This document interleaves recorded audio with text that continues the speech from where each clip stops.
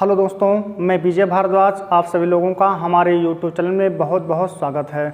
आज हम लोग देखने वाले हैं एशिया महाद्वीप के दूसरे भाग के बारे में। इसमें झीलों को देखेंगे, रेगिस्तान को देखेंगे, पठार पर्वत को देखेंगे। ठीक, आइए देखते हैं। ये एशिया महाद्वीप है और इसमें आपको बताया गया था एशिया महाद्वीप में ये आपको चीन दिख रहा है और ये है ऊपर मंगोलिया। हम लोग शुरुआत करते हैं चाइना से। ठीक, यहाँ पर अगर देखें तो ये आपको जो घेरा हुआ क्षेत्र दिख रहा है, यह क्षेत्र है तिब्बत। यह तिब्बत क्षेत्र है और यहाँ जो आपको एरिया थोड़ा सा घेर के बताया गया है, यह है तिब्बत का पठार। इसका नाम क्या है? तिब्बत का पठार। ये जो पठार दिख रहा है इसका नाम है तिब्बत का पठार। तिब्बत का पठार विश्व का सबसे विस्तृत पठार है। यहाँ आपको बगल में दिख रहा है एक छोटा सा पठार है, इसका नाम है पामीर का पठार। इस पठार का नाम है पामीर का पठार। नाम क्या है? पामीर का पठार। पामीर का पठार भी आपका दिख रहा है, चाइना में है। तिब्बत का पठार भी तिब्बत के क्षेत्र चाइना में है।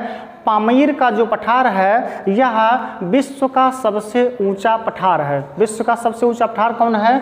पामीर का पठार। इसे विश्व की छत कहा जाता है, क्योंकि सबसे अधिक ऊंचाई पर स्थित जो ये पठार है इसकी वजह से इसको विश्व की छत कहा जाता है। जरा यहाँ पर देखिए, एक यहाँ पर भी चाइना और मंगोलिया के बीच में यहाँ पर भी कुछ घेरा हुआ एरिया है। यह एक रेगिस्तान है और इस रेगिस्तान का नाम है गोबी रेगिस्तान। इसका नाम क्या है? गोबी रेगिस्तान। गोबी रेगिस्तान को अगर हम देखें तो किन किन देश में फैला है? कुछ एरिया मंगोलिया में है और कुछ एरिया चीन में है।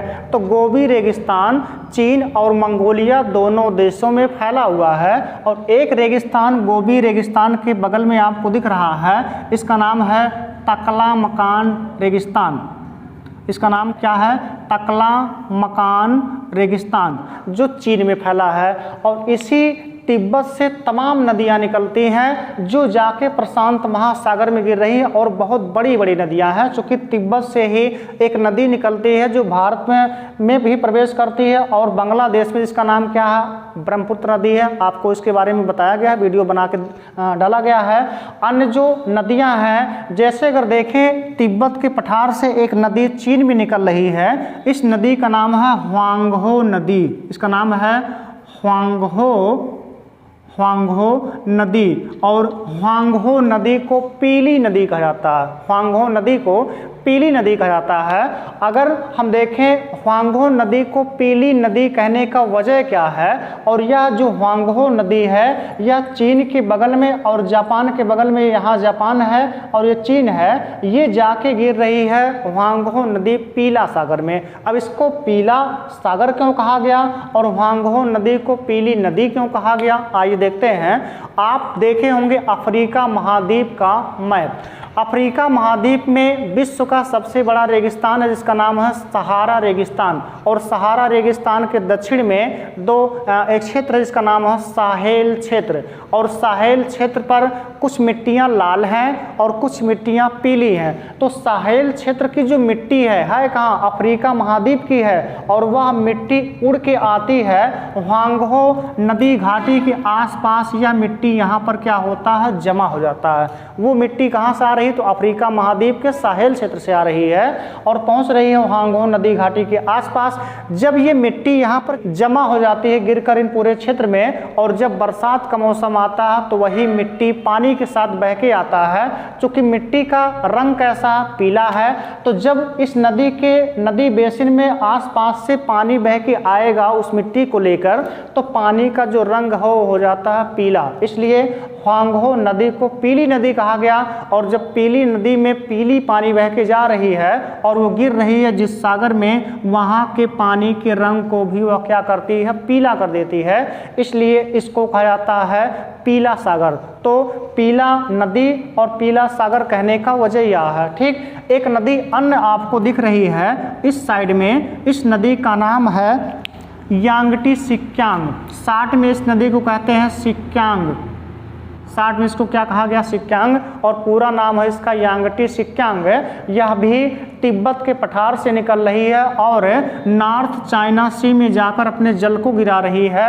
और यही यांगटी सिक्यांग जो चाइना की नदी है, एशिया महाद्वीप की सबसे लंबी नदी है। नदियों में आपको भारत के नदियों के बारे में बताया गया था, तो भारत में एक नदी है जिसका नाम है गंगा नदी, और यह भारत की सबसे लंबी नदी है। यांगटी सिक्यांग नदी एशिया महाद्वीप की सबसे लंबी नदी है।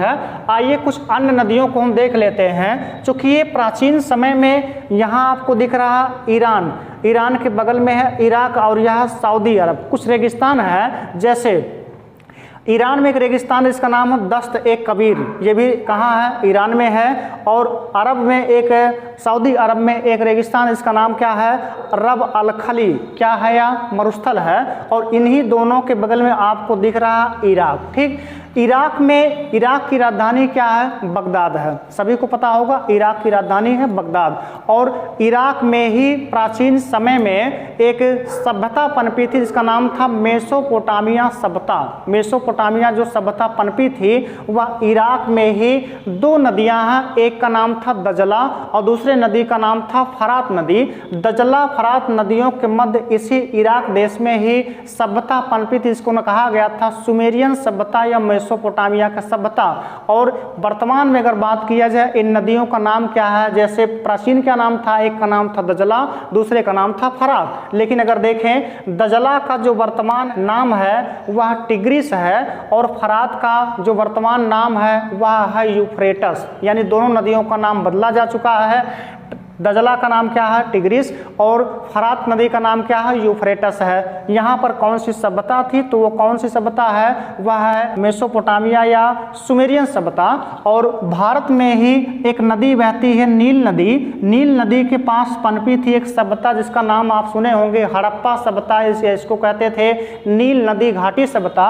और यहाँ पर ह्वांगहो नदी के आसपास एक सभ्यता प्राचीन पनपी थी जिसको कहा गया था ह्वांगहो नदी घाटी सभ्यता। ठीक, क्यों बता रहे हैं आपको हम, क्योंकि जो एशिया महाद्वीप की नदी घाटियां हैं, एशिया महाद्वीप की नदी घाटियों को सभ्यता का या कह सकते हैं विश्व सभ्यता का पालना कहा जाता है। क्यों कहा जाता है, क्योंकि एशिया महाद्वीप में तमाम जो नदी घाटी हैं उन नदी घाटियों में ही सबसे पहले मानव जीवन की सभ्यता की शुरुआत हुई थी। इसलिए एशिया महाद्वीप के नदी घाटियों को सभ्यता का पालना कहा जाता है। ठीक, आपको नदियां बता दिया गया। इधर अगर देखें आप, ये क्या भाग है, तो यह है रसिया यानी कि रूस का क्षेत्र है, मंगोलिया, चीन, कजाकिस्तान, और इस साइड में दिख रहा आपको रसिया। रसिया का आपको पता होगा साइबेरिया क्षेत्र, साइबेरिया क्षेत्र में एक झील है, इस झील का नाम है बैकाल झील, इसका नाम है बैकाल झील। और बैकाल झील विश्व की सबसे गहरी झील है। क्वेश्चन आता है विश्व की सबसे गहरी झील कौन सी है, तो रूस में स्थित बैकाल झील विश्व की सबसे गहरी झील है। बैकाल झील कहाँ स्थित है, साइबेरिया में। यही साइबेरिया में एक जगह है जिसका नाम है बरखोयांस्क, और बरखोयांस्क जो जगह है यह विश्व का सबसे ठंडा स्थल है। क्वेश्चन आता है विश्व का सबसे ठंडा स्थल कौन सा है, तो रसिया के साइबेरिया में स्थित बरखोयांस्क विश्व का सबसे ठंडा स्थल है, इसीलिए इसको शीत ध्रुव कहा जाता है। बरखोयांस्क को विश्व का शीत ध्रुव कहा जाता है क्योंकि सबसे ठंडा स्थल है। और इसी साइबेरिया में तमाम नदियां प्रवाहित होती हैं। जैसे एक नदी है, इसका नाम है ओब, इस नदी का नाम है ओब नदी। और एक अन्य नदी दिख रही है, इसका नाम है एनसी, और एक जिसका नाम है लीना। कौन कौन सी नदी हो गई, तो तीन नदियां हो गई, एक का नाम है ओब, दूसरे का नाम है एनसी, तीसरे का नाम है लीना। ये तीनों नदियां साइबेरिया से बहते हुए जाती हैं, आर्कटिक महासागर में गिरती हैं, और ठंडे समय में तो इनकी जो बेसिन है पूरी तरह से क्या होती है, जम जाती है ना। तो तीन नदी जाके गिर रही हैं आर्कटिक सागर में। दोस्तों दो अन्य नदियां हैं, कभी कभी वहां से भी क्वेश्चन आता है, जैसे आपको दिख रहा अरल सागर। अरल सागर में कौन कौन सी नदी गिरती है, कैस्पियन सागर में कौन कौन सी नदी गिरती है, भूमध्य सागर में कौन कौन सी नदी गिरती है। तो हम भूमध्य सागर और कैस्पियन सागर को देखेंगे। यूरोप महाद्वीप में कौन कौन सी नदी गिर रही है। यहाँ पर एक झील आपको दिख रहा है अरल सागर, यह झील है।